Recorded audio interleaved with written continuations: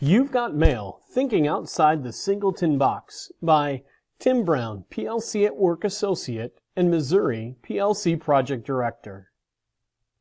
Missouri's Rolla High School serves 1,500 students in grades 10 through 12.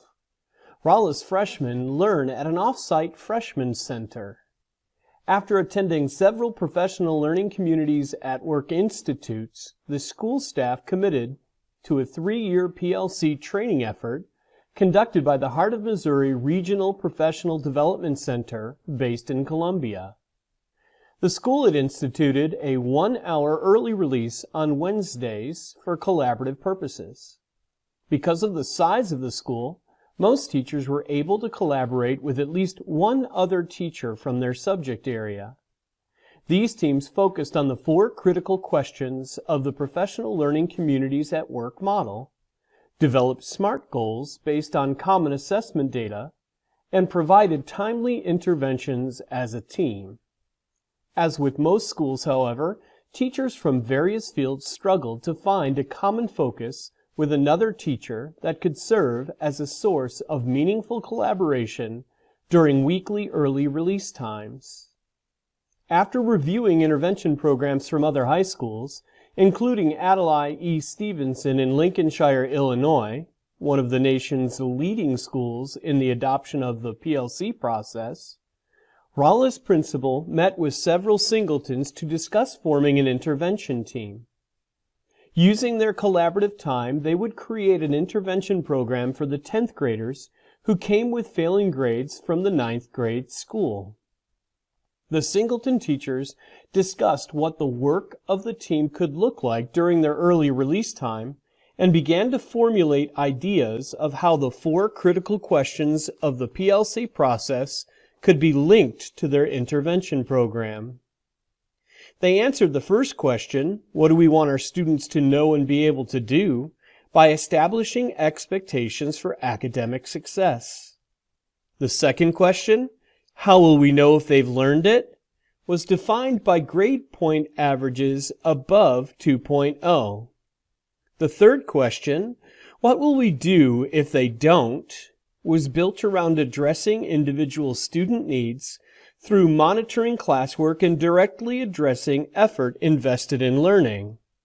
And the fourth question, what will we do when they do learn, created opportunities for the team to reinforce student successes. Any incoming 10th grader with a GPA below 2.0 was identified for and enrolled in this intervention program. Each student was assigned to a member of the special Singleton team. Along with counselors, the team included vocal music, instrumental music, drama, special education, health, physical education, and art teachers. Calling themselves the You Got Mail team, these teachers made regular contact with their incoming 10th graders through the internal student mail system. Before the school year started, each student received a welcoming email that served as an introduction to their mentor and to the You've Got Mail program. Paired with regular face-to-face contact, email messages were sent regularly throughout the school year to encourage students to do well and to offer a helping hand when needed. Working like their more traditional colleagues, the You've Got Mail team wrote a SMART goal that was designed to increase the success rate of students who came to Rolla High with failing grades. When the team met regularly during early release time, they discussed the progress of You've Got Mail students and monitored trends in homework, tests, quizzes, grades, and attendance. Team members would share strategies that were helping turn their students around, as well as strategies that weren't working.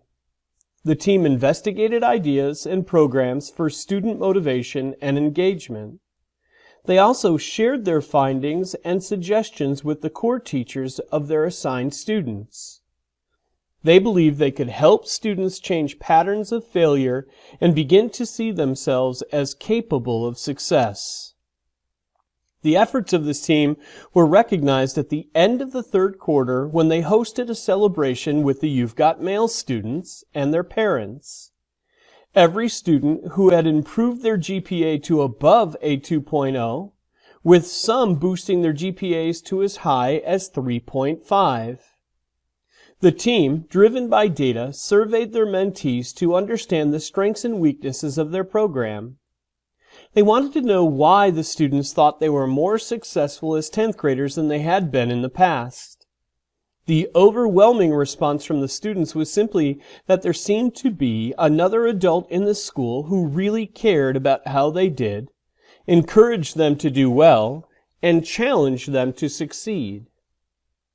Did this team hold true to the big ideas of the professional learning community at work process? Well, they focused on learning, they worked collaboratively to address an identified need, and they were accountable to each other and to the students assigned to their program. They developed, implemented, and monitored progress towards a measurable SMART goal. They were engaged in collective inquiry, were action-oriented, and were driven by student data. Most importantly, they helped students develop a sense of self-efficacy that led to unparalleled success. In the end, that's exactly what professional learning communities are all about.